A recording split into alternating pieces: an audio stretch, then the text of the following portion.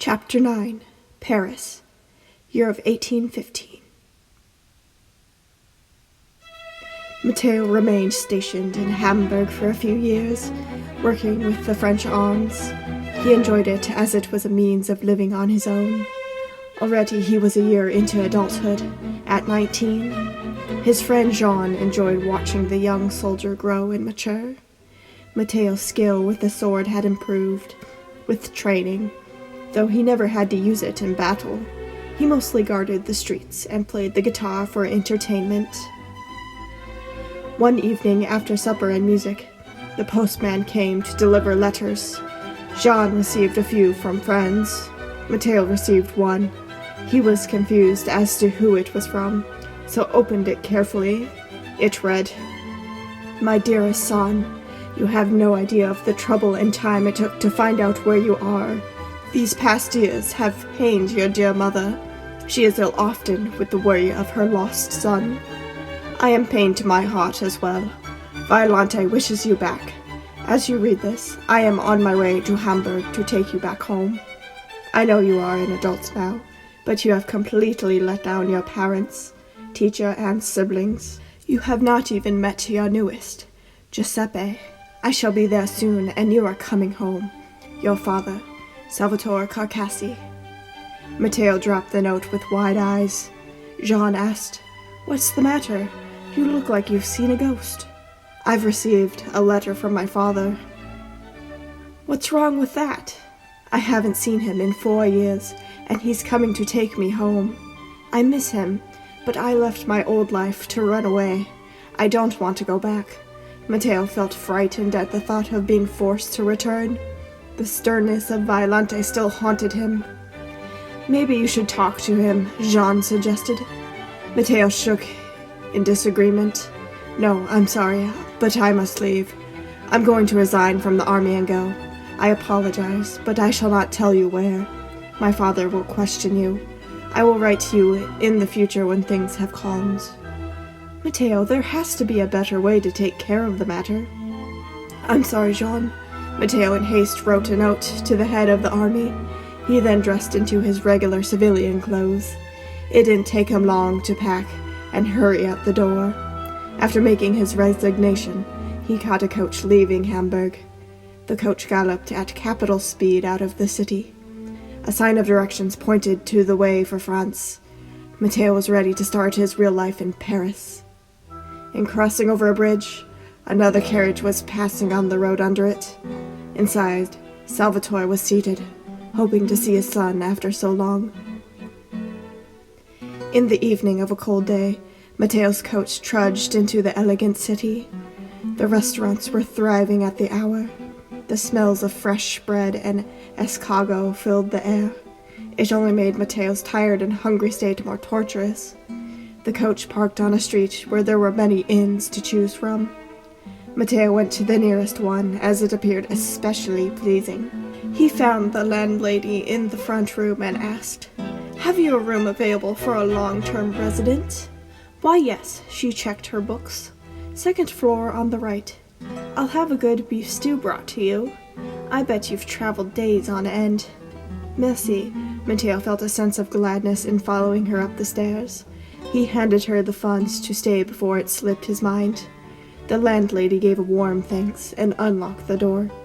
Matteo walked in to find himself in a humble room with a bed, kitchenette, and warm fireplace. He also noticed a music stand in the corner. "Will this meet your needs?" the lady asked, lighting a few candles. "See, may I ask if I can host music lessons here? I plan on making a living doing so." "Of course. The previous tenant was a musician and did the same." She handed Matteo the key. Matteo settled his bags and guitar case. The lady left, leaving Matteo to unpack. The music stand inclined the young man to open his guitar case. He sat down in a chair and put music in front of him. He had various sheets to practice.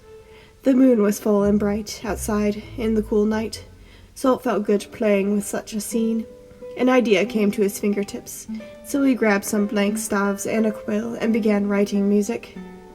After a few weeks in Paris, Matteo worked hard to find students. He needed to make an income, and concerts were scarce at the moment. It was due to the fact that he didn't know a lot of people yet. Matteo first went on his quest for students by sending an ad into the local Times. In only a few days, he received letters from those interested in lessons. The first letter came from a family of 4. The parents wanted their 2 children to have music lessons. Matteo invited them to his rooms, but upon their arrival, he felt a slight embarrassment. This family appeared quite rich, and his rooms were common. Matteo greeted them as warmly as he could. The 2 children, a boy and a younger girl, looked about in curiosity. Their father explained in all politeness, "We would like guitar lessons for our son." "Oh, nice. What is his name?" Matteo looked at the boy. "Jacob. He is 10. "And your daughter?" "Lizzie," the mother answered. "She is 8, but we are looking for a piano teacher for her." "I can play and teach piano. I first started music with it. The only trouble is, I don't have a piano here." "We have one at our place. Maybe lessons can be hosted there." The father inclined. "We have a whole music room." That would be excellent. Matteo felt excited to play the piano again. He also couldn't wait to see what sort of home they had, as it had to be nice. After agreeing on a price and time for lessons, the family took their leave. As weeks passed, Matteo gained more students, many of which were from families of high social standing. Often Matteo would be invited to stay for supper, as his reputation as a teacher grew, along with his musical skills. With word spreading of his talents, Matteo received invitations to soirees and salons to play guitar. Matteo gladly organized his own music to perform, and everyone is especially pleased to hear each one. Yet the favorite guitar composer of Paris was Carulli, who still thrived in Paris. His published works appeared in every music and bookshop Matteo ever so wished to publish, and often went to a shop to purchase music of Carulli. He studied it to learn what it would take to become a published composer.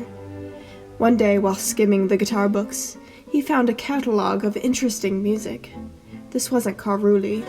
It was Molino. Francesco Molino was an Italian guitarist.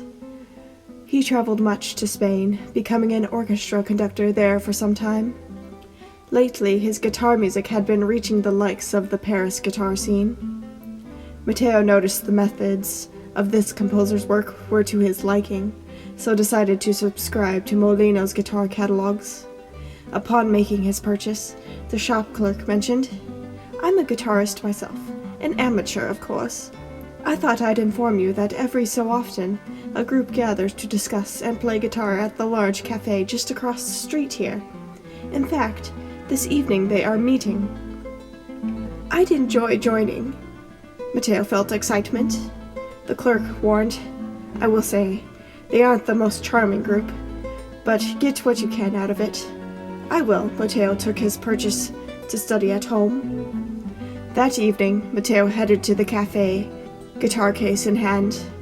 When coming down the pavement, he heard loud voices coming from inside. Matteo shrugged and opened the door to be met with a horrific scene. Guitars were swung about, breaking everywhere, with people being hit.